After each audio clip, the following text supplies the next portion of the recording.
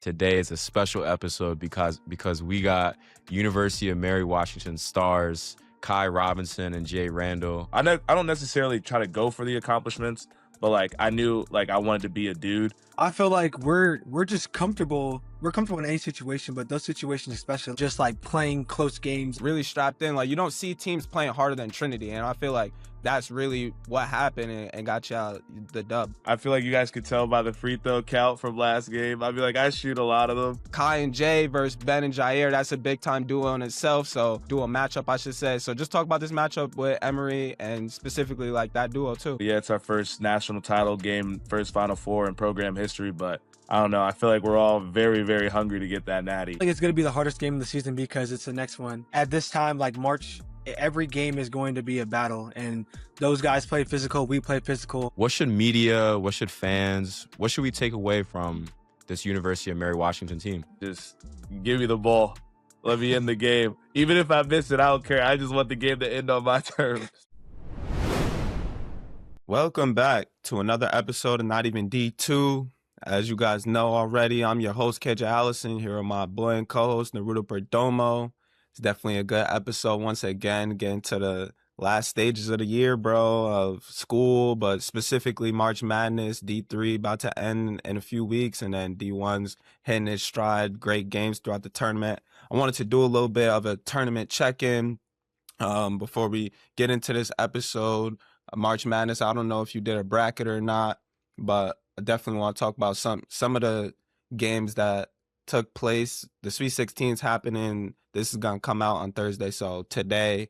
And I feel like there's a lot of good games. Like, I'm just looking. Duke versus St. John's, that's a great one. Michigan State versus UConn, two historic coaches battling against each other. But first, I really wanted to talk about High Point. Obviously, we had Coach Klayman on the pod, and they did some legendary, getting their first tournament win. They beat Wisconsin. It was a 12v5 matchup. They won by one, and then they lost a really close one against Darius Cuff in Arkansas. And I had some questionable takes about how they closed the game down the stretch, but Coach Klayman kind of went viral, I would say, like, for his talk about, high majors. They was ducking us all year. It looks pretty obvious to me that high majors need to play mid-majors during the season because they said we ain't played nobody. We played somebody now. Comments that he was saying from day one when he was on the pod, bro, like, we asked him about that. Like, your schedule looks pretty weak, and what do you have to say about that? And he was like, yo, like, I'm trying to get high majors. They just won't play us. And Charles Barkley said good things about him. I heard Draymond say something about Coach Klayman's comments. So it was cool just to see, like you said it too. Like, he said it first on the Not Even D2 pod. So that was cool. But just talk to me about this tournament. You could talk about High Point, whatever. Let me know. Yeah, definitely been a fun tournament so far, man. It's kind of sucks because I think it's another year of no mid majors in the Sweet 16, which is you're seeing the true colors of what NIL has, how it's kind of affecting the college games, bro. These teams are putting together multi-million-dollar rosters, to reach these heights in the tournament, but it's definitely been some great games, like you mentioned, High Point. That battle that they had against Arkansas with Darius Cuff. And you're right, it's stuff that Coach Klayman was saying from the jump. But I was listening to the Club 520 podcast, and they was like, shit, if I was a high major team, I wouldn't want to have played High Point either because they was nice.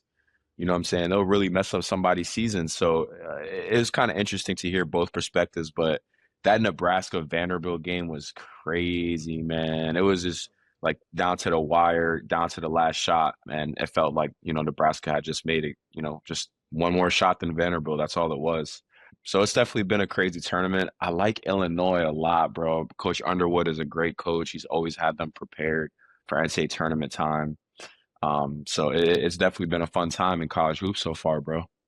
Bro, I feel like in March Madness right now, there's been a ton of games where just one bounce of the ball, like the Vanderbilt-Nebraska game, bro. It was so close to being a buzzer beater, crazy ending, and it was rimmed in and out.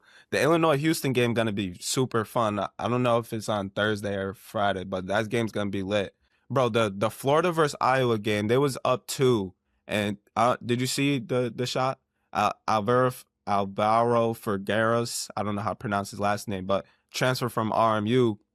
He was already on our radar, but I was so confused with why I think it was Boogie Flan. He helped way off of the strong side corner. Like, one, you just don't do that, but especially you're up by 2. I didn't really get why they played it like that. I mean, I think it was Bennett Sturts that made the pass, so obviously a lot of the attention goes to him, but wide open 3-point shooter, and now 1 seed bounced out of the tournament. Yeah, bro, I wouldn't want to play High Point either. I mean, they 20 plus wins in like 5 straight years. So it's just a consistent program. Shout out to Coach Clayman. He's done a lot of work to get that program where it is. And one more game I wanted to talk about, St. John's versus Kansas, bro. It was like Kansas all year, they was up and down. Like, some games they would have DP, some games they won, and some games they would look like the best team in the country. Some teams it would be like, how's this team top 25? And they kind of came out and showed that they weren't legit, in quotes. Obviously, you're a 4 seed. You had to do good work throughout the year, but I wasn't impressed with what I seen. I mean, DP is a killer. I'll always respect his game, but the supporting cast just wasn't there. And then Bill Self, I feel like there's mixed emotions with him from my perspective. Sometimes I'm like, damn, this is a great coach. He's always getting his teams really, really like to the final stages in March Madness. But other times, like, his late game execution against the Johnnies, like, I understood fouling all the way down, but the reason why I didn't like it is because now when you're on ball and you're guarding somebody with 5 seconds, you can't touch them because then they're shooting 1-and-1. You fouled all the way up the court. And also, it's like you had Flory playing in like a high coverage, whether he was showing but there was no rim protection is what I'm trying to say. So you just let a point guard get a wide open lane, and then the on ball defender just got cooked because he couldn't play aggressive. And it's just like, you allow someone to get a full head of steam having your big playing that high up. But I don't know. I don't want to kill him. Duke versus St. John's is gonna be a great game. I got Duke in that one for sure. But real quick, who you got as your tournament favorite? I got Michigan. I got Uh, Michigan for sure. I've been saying that for a little bit now. I got them for sure. But Hey, I got St. John's against Duke though, for sure. okay.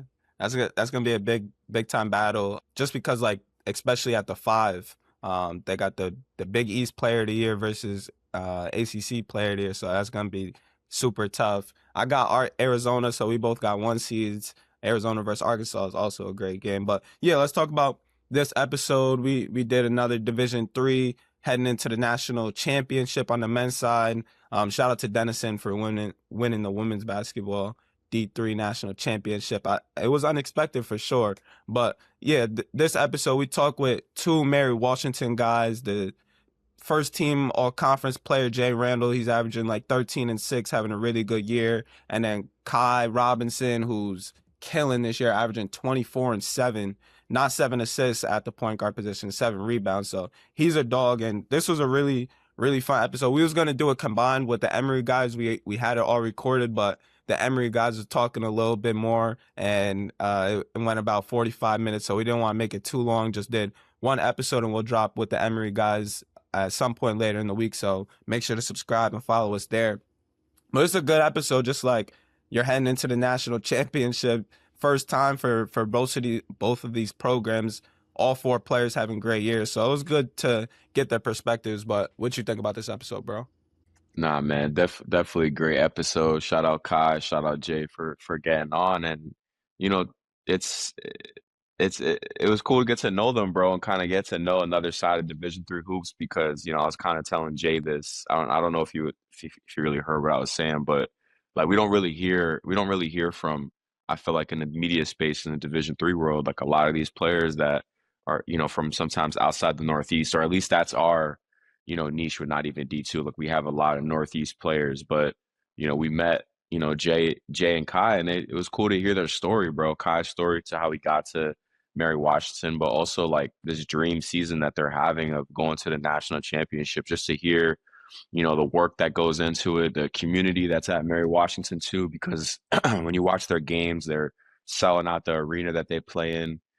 So it was definitely a great episode. And, there are 2 elite players like Kai, he's the Jalen Brunson of Division 3. Honestly, he said that that's what he watches. So since he said it, I could say that's, Brunson's my guy. He's a Jalen Brunson of D3, super poised, really good, footwork. And then Jay is like an undersized big that gets to it, bro. He's super physical, gets to the rim, doesn't shoot many threes, but is still getting it done in the paint. So two really good players that we had on the pod, and it was great to get to know them, bro. Yeah, for sure. I think what both of them do really well is they put a lot of pressure, not only on the defense, but on the referees. And, Kai was kind of talking about he gets to the line a lot, but I really think like the way he gets down into the paint, he plays off two really well. He uses shot fakes with really good. So it puts a lot of pressure on both sides. Like you got to stay down on defense, and the referees got to really watch the game to hold their whistle. It's going to be national championship. I don't want to see some questionable calls. Just let them play. But I really think that Jay is a unique player at this stage of the tournament. Like a lot of fours throughout basketball are just shooting threes and stretching the floor that way. But Jay likes to play on those low blocks, get to his hooks, footwork, all that. So they're different type of players, but they're really good complementing each other, and they kind of came under the radar, bro. I mean, some people in the media were picking Mary Washington. I forgot which D3 Datacast guy said they had Mary Washington for a while, but I feel like a lot of the media in Division III weren't really, in quotes, high on Mary Washington, and they kind of just kept going up and up and up, even from last year. I mean, 15-15 to 29-3, and they've had a pretty tough schedule this year. Like they've played some guys, so to see their growth is kind of remarkable, to be honest. And we don't have to say our predictions, but this Emory versus Mary Washington game is just going to be like a classic, bro. I mean, both teams are playing for so much to bring their first national championship to the community. That already means a lot, but first year playing in the Pacers arena, like I feel like this tournament has been one of the best that we've seen, at least in the last 3-4 years. So it's been a fun year for sure. We're going to do another episode next week, so stay tuned for that. Make sure to subscribe. Go follow us at Not Even D2. And let's hear from Kye Robinson and Jay Randall.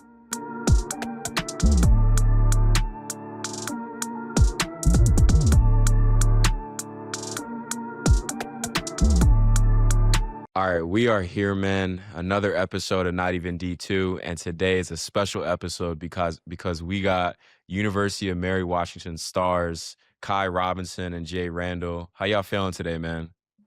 Feeling good. Feeling good, man. Great dub.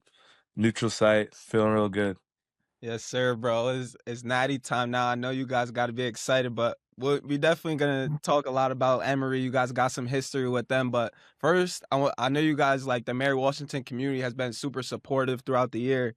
Talk about how that celebration was, bro, because you guys in the Final Four and then you knock off the defending national champions. I know, like Jay was saying, coach was lit after the game. So just talk about the celebration, bro.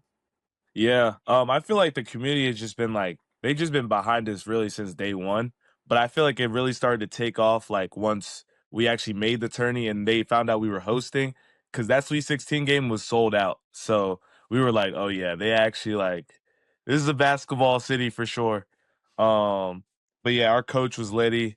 He was, jumping all around. This is gonna be his second national title game, so we're excited for him, and we just love competing for him. Yeah, the community, like Kai said, has been just phenomenal, really since day one. Like just seeing how it was from when I was a freshman to how it is now, just the support is amazing.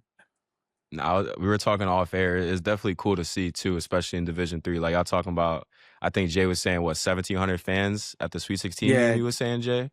Yeah. And when I watch y'all games, like Kye, you be throwing the three up to the crowd, you be getting into it and stuff. So it's definitely dope to see in Division III, bro. What have the teachers been like though? Because I asked Jay this off there. Teachers been letting y'all off the hook or what? Well, today was the first. Well, I guess we were at school for 2 days, but we had to leave for Fort Wayne Tuesday, Wednesday ish. But today was kind of the first day. I mean, they know who we are, so it's not like you can really miss class, even though I'm not saying I do, but you can't really miss class or it's just been, I don't know, the support's just been crazy. I mean, I feel like teachers I didn't even know were on campus, just saying congratulations and all that stuff, and they were watching, and yeah. Yeah, the support has been good, but they're definitely making sure that we're staying on top of our work. We've been I know we had to sending them an email before we left, and like just having just constant communication with them helps us a lot.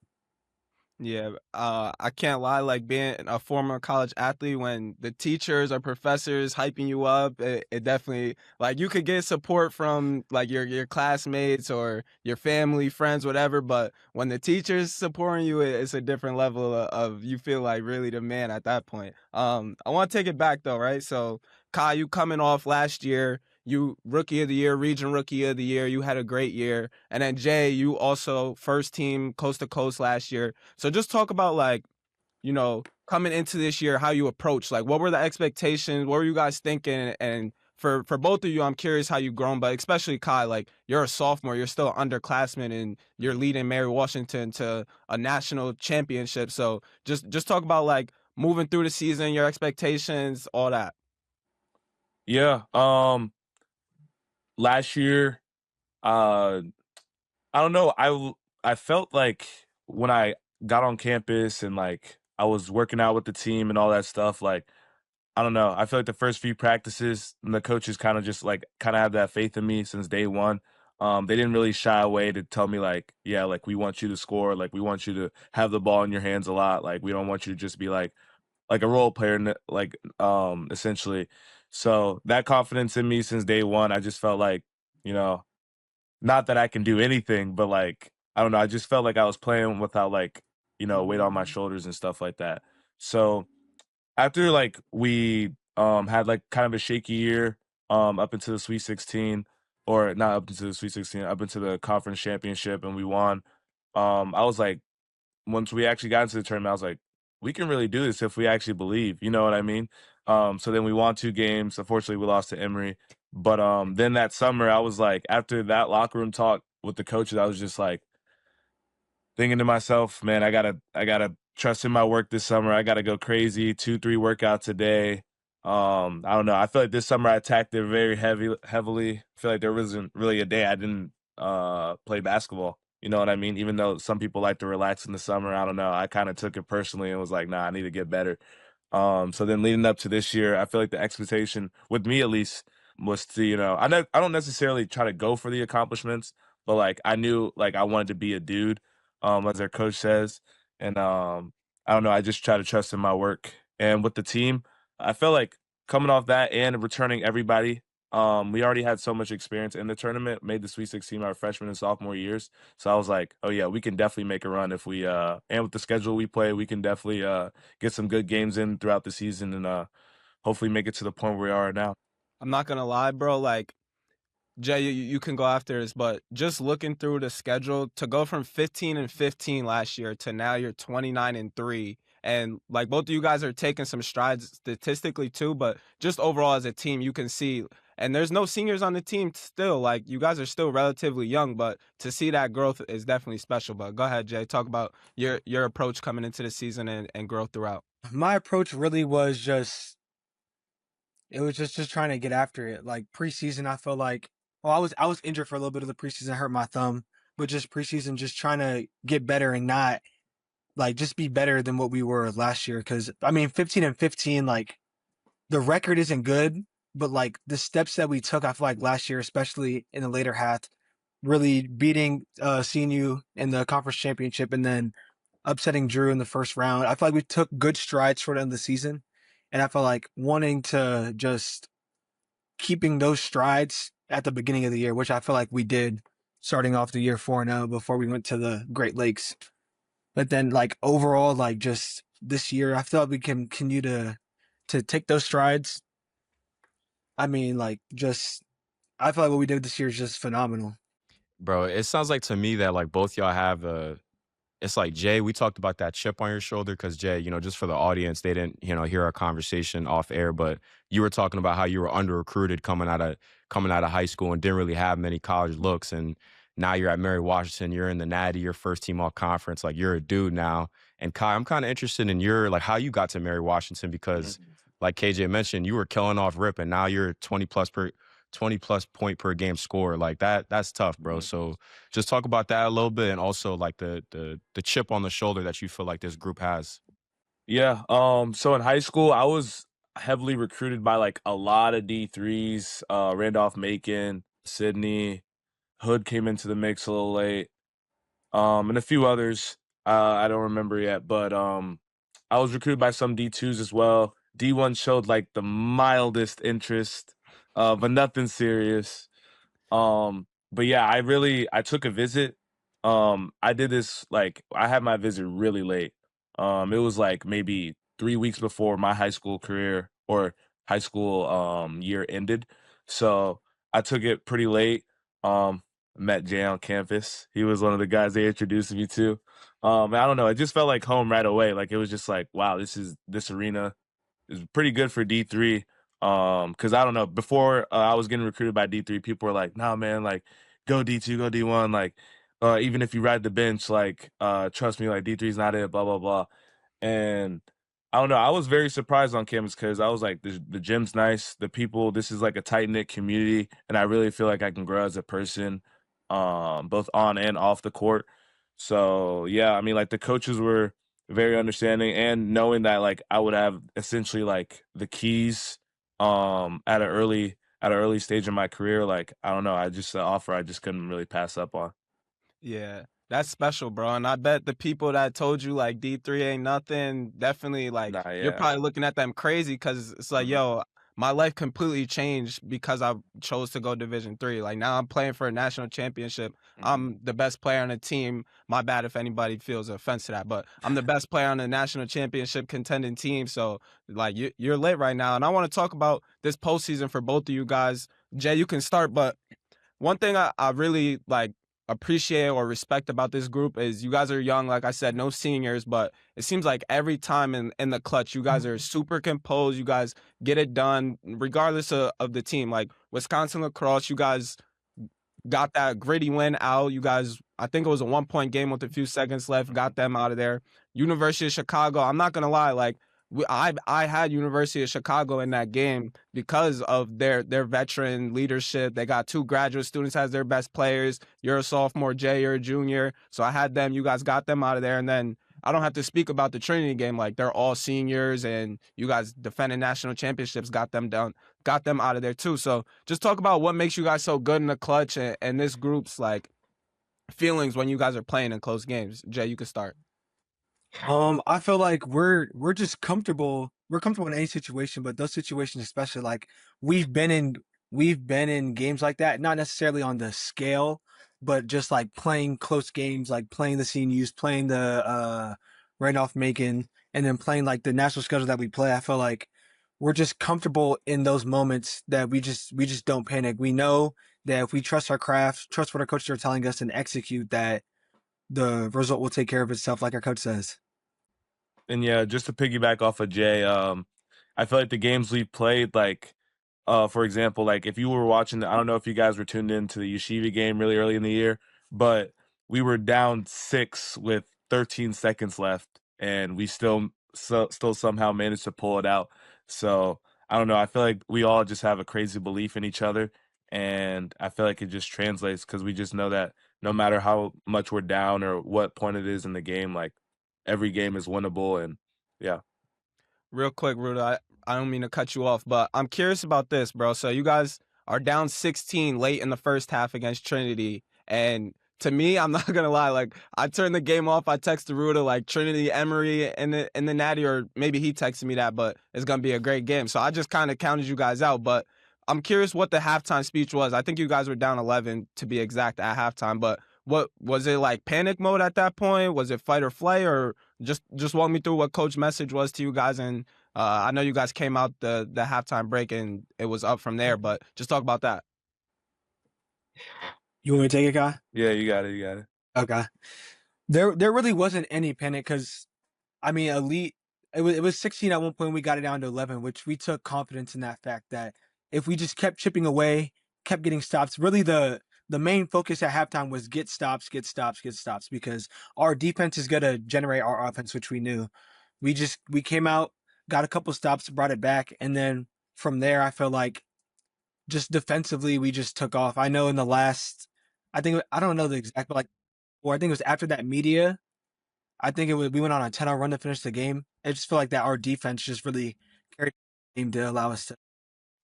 Yeah, and if you guys were, I feel like if you guys were a fly on the wall in that locker room, you would have thought we were up by 20. The way we were talking to each other, lifting each other up, and just how cool and collected we were. Nah, it's y'all both just seem like super positive guys, so I could definitely see that in the locker room. You know what I'm saying? Y'all not panicking or anything. Um, we talked about this off air, so it's all love to the Trinity guys when I asked this question, but they definitely talk crazy on the court. So I'm wondering, what was that like? They down y'all down 16, then y'all start cutting it back. Like, did the talk get lower and lower, or how is that like? Yeah, I'll take it. I can take this one, Jay. I feel like Okay. the talk definitely got a little bit lower and lower as the game went on. Because I feel like they started to, I don't know. I feel like once we kind of put doubt in other teams' mind, it kind of starts like less. It should be less talking, more playing. But nah, yeah. I just feel like they're a great team though. Like I mean, like if I was in their position, I would be talking crazy too. I said this off air too because I'd be like, why not? Defending national champions, returning your whole team back. Like, yeah, I feel like some people could think they're invincible. I mean, maybe I would too. But yeah, I definitely think it was a good game, and I respect all of them because I mean, like, to me, it's not really trash talking. To me, it's just being competitive. Because I don't know, I feel like all my life, really, any open run, any game, like I just love the competitive nature of just like I don't know, trash talking, I guess you could say. Yeah, and from my perspective, Ruda texted me like that late that night. I was already asleep. He was like, "Trent lost. What the hell?" Because we just assumed that they was gonna win. So I watched the film and what Jay said, like getting stopped. You guys, I don't see many teams making Henry Vetter and Jarrell Okorogu like look flustered. Like they were just not just those two, but all the Trinity. They were just giving y'all the ball, and it's because y'all was really strapped in. Like you don't see teams playing harder than Trinity, and I feel like that's really what happened and got y'all the dub. But go ahead, Ruda. Nah, without a doubt, bro. It's like I love what you said about creating that doubt in the head because Kevin Garnett says that all the time. Like he always says like that was his main idea when he was talking trash. He wants to grow that doubt in someone's head, like, oh, can I actually hit this shot? Can I actually make this move? Whatever it may be. So I love that from Kai. But watching your film, bro, like you're very patient, right? You never get sped up. And I know who I think of when I watch your game. So I'm kind of curious, like, who are you watching in the film room and where does that poise in your game come from? Yeah, I'm not gonna lie. I feel like you guys could tell by the free throw count from last game. I feel like I shoot a lot of them. I mean, I feel like I look at a lot of Shea and more so, I would say Brunson game a lot just because we're similar. We're similar in height, so it's not like, or maybe I'm maybe an inch taller, but we're similar in like build and height. So I watch him a lot. But I definitely think the poise just comes from like just hours and hours on end, just constantly in the gym because I don't know, at least a philosophy in my head, like, I don't know, I feel like if the work you put in, like, you should always be comfortable if you know you're outworking your opponent or if you know you're doing things right and taking the steps to be ready come game time. Yeah, for sure, bro. And I'm a Thunder fan. Jay's a Thunder fan too. So we're not going for this like Shea, foul bait, and all that. Like keep that off air. You could Jack Brunson, but Shea really like that. He don't need the free throws. But yeah, I want to talk about this natty, bro. What's good? Brunson get the buckets without the free throws, man. Come on, man. Watch the Ooh, film. it's definitely levels between Brunson and Shea. Jay know about that. But let's talk about this natty. I feel like a lot of people want to hear about your guys' mindset going into this national championship. Emory, UAA, that's already a conference that gets a lot of love. And then not to bring this up, but they kicked you guys out of the tournament last year. So I bet that this game feels a little bit more intensified in your head in the locker room, like, yo, we're not trying to feel like that again. So just talk about this matchup with Emory, what you guys think, and obviously we're gonna record with Jair and Ben after this and hear their perspective. But I'm curious, like Kai and Jay versus Ben and Jair, that's a big time duo in itself. So duo matchup, I should say. So just talk about this matchup with Emory and specifically like that duo too. You can go ahead and start, Kai.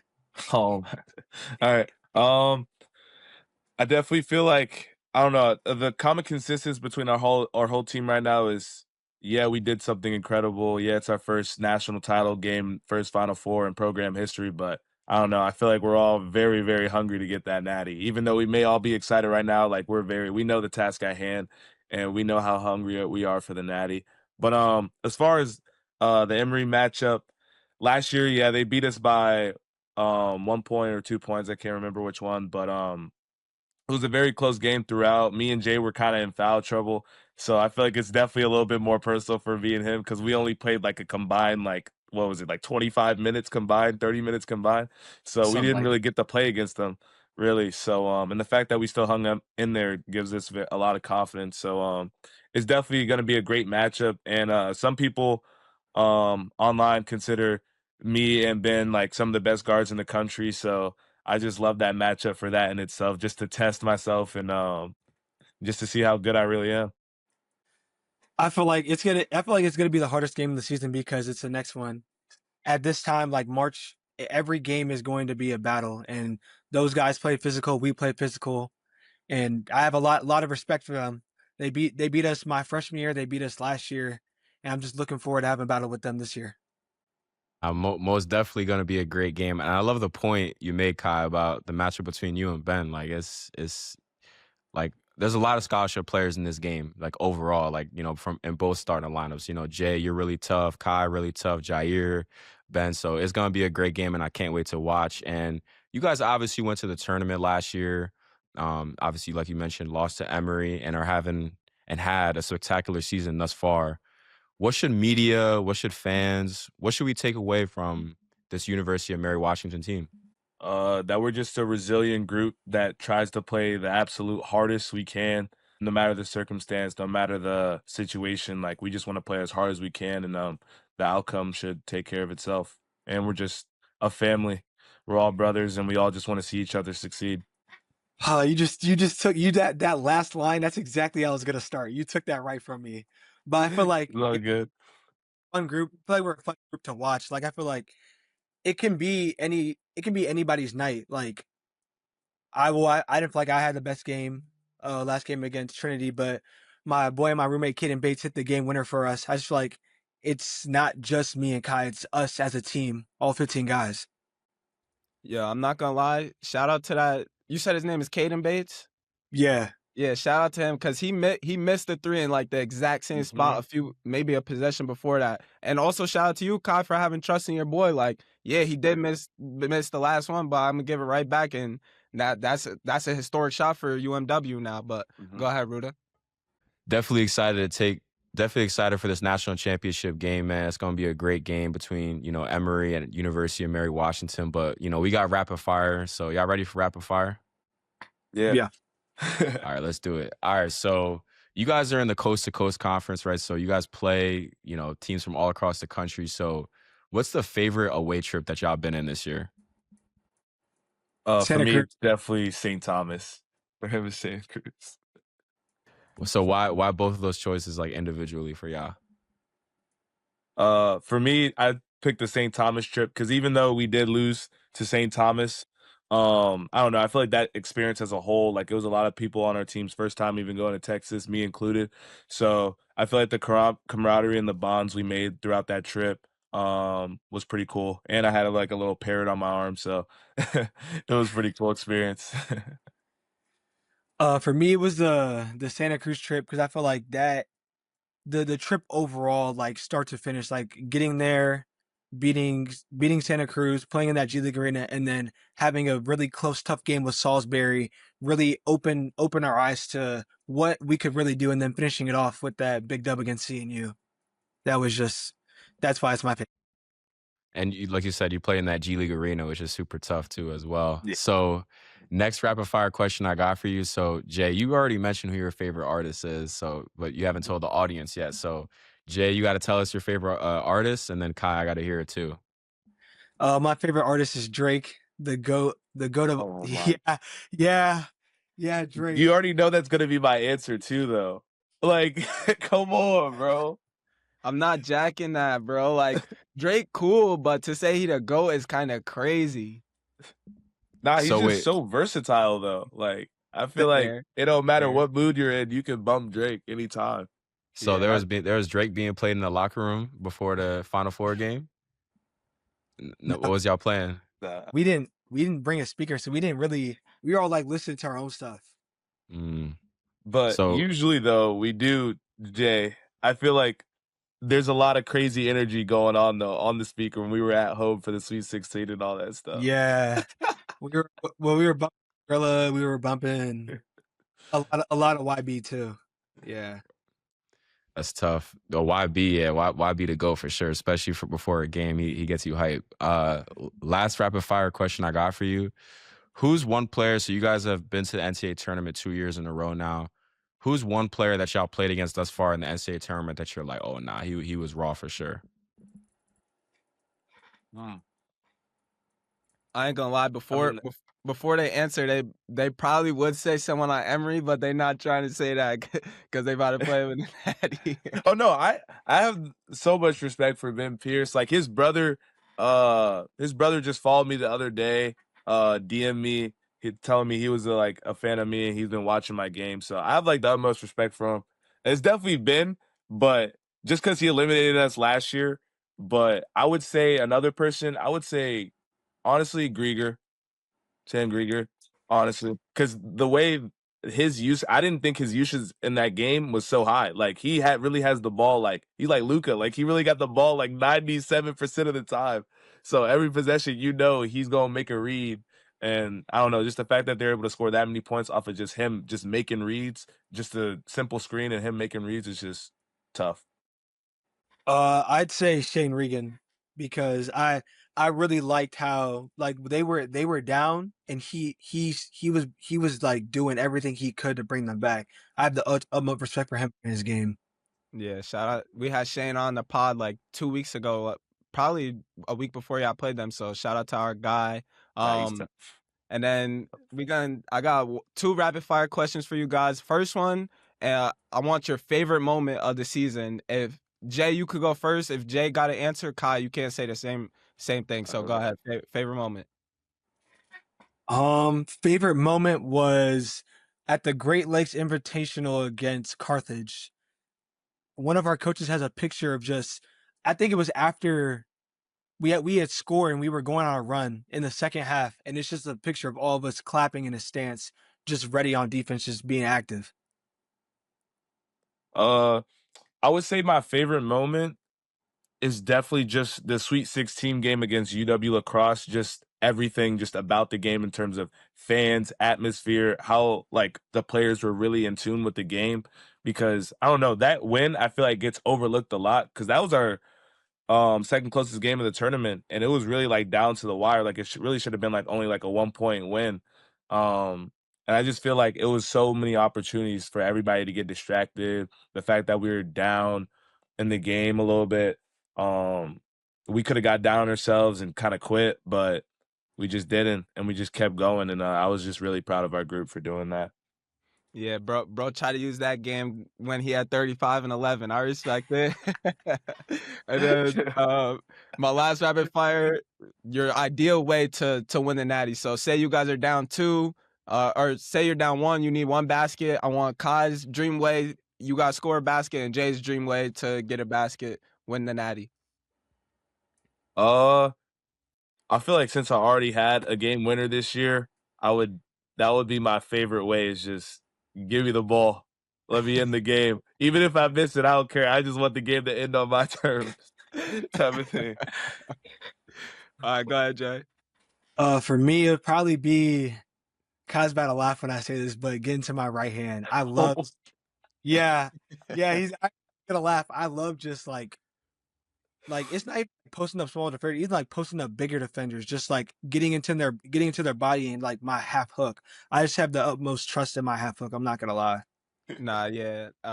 Low key, that's something that I was really like impressed by you is Jarrell on Trinity. He usually is like dominating the other teams 4 or 5, and you was really like, I'm here. And so it was really a great game, a great battle. But like you guys said, you guys did some cool things. The Natty is on the way, so I'm rooting for you guys. I'm not gonna say I'm rooting for Mary Washington or Emory, but I'm rooting for you two to have a good game. So good luck next weekend, and we'll definitely be following, bro. Good luck.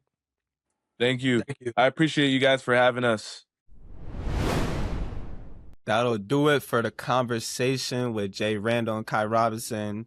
Both really good guys. I like talking with them and hope the best for their futures. Like I said, there's no seniors on this team, so we could see the exact same Mary Washington team right back next year. So that's crazy in itself. Like I said, we're gonna drop with the Emory guys later this week, so make sure you're following that because that episode is also really good with Jair and Ben Pierce.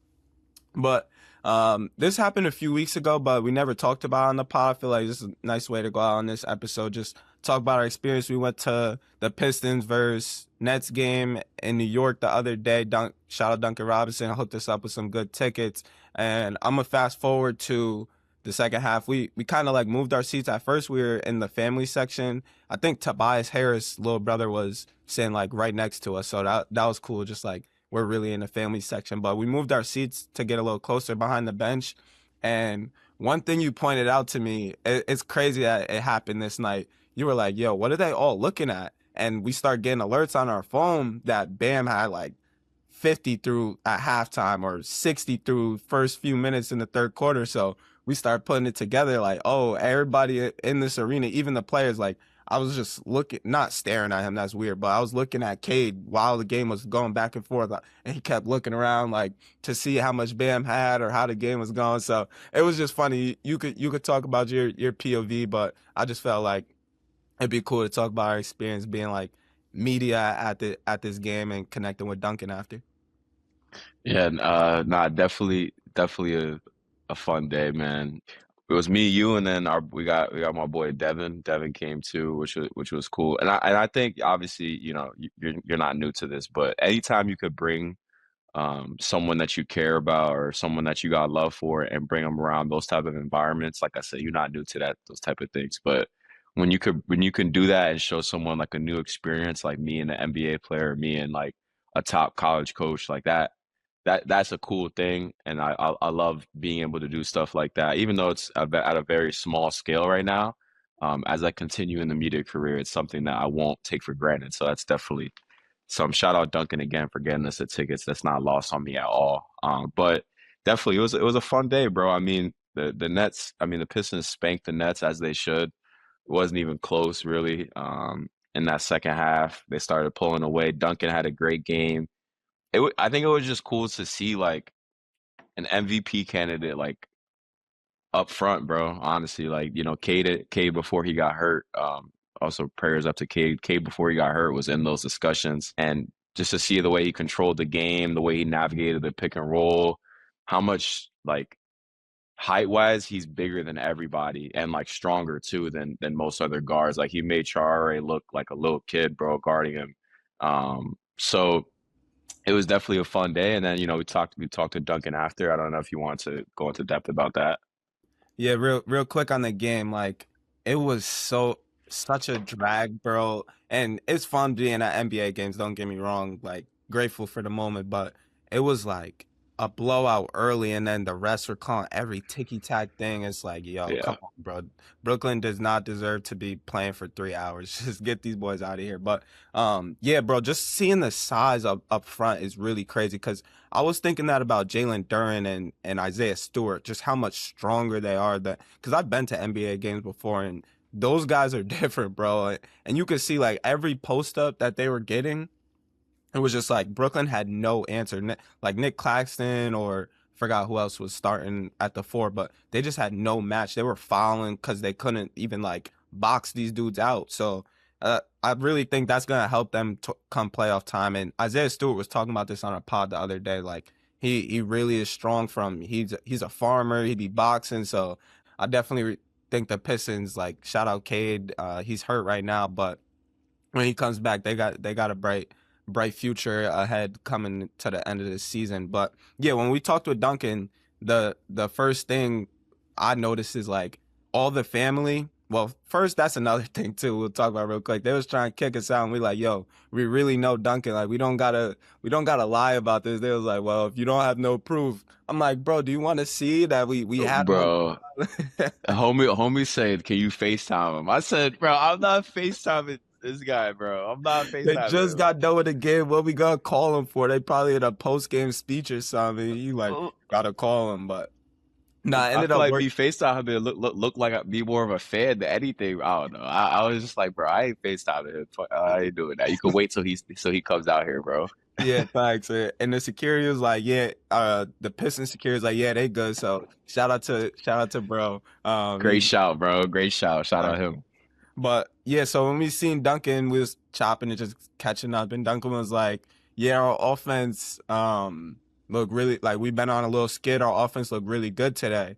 And I cut him off. I'm like, yo, I'm not trying to be rude. Like, maybe your offense was good, but Brooklyn's defense is horrendous. And I'm not gonna say what he said after that, but it was just funny, like getting their perspective going into a game where the team probably isn't as good as them. So then, like, we just, Duncan's such a stand-up guy, like, actually invested into what we got going on. Like, Ruda, how's school going? How's the pod with the president going, or whatever? And then for me, it's like, how you like New York City? So he actually, not that he's like our boy or anything. I'd like to say, like, we got his contact. We talk with him sometimes, but he actually, like, a good guy. What he preaches and, like, he wants people to be a part of his journey is actually fact. So shout out to him. I just wanted to give him some love and talk about our experience on the pod. But that's gonna, if you don't got anything. Nah, that's my boy for sure. That's my boy for sure, Ski. Nah, but definitely shout out Duncan. It was great convo after the game. We chopped it with him. And yeah, you got to meet Dev, bro. It's a fun thing. Yeah, for sure. But that's going to do it for another episode of Not Even D2. We appreciate you tuning in week to week. Like I said, Emory, two best guys, Jair and Ben, they had some high praises about the program. We got some good stories about their relationship. So make sure you subscribe. Go follow us at Not Even D2. And we'll see you in a few days.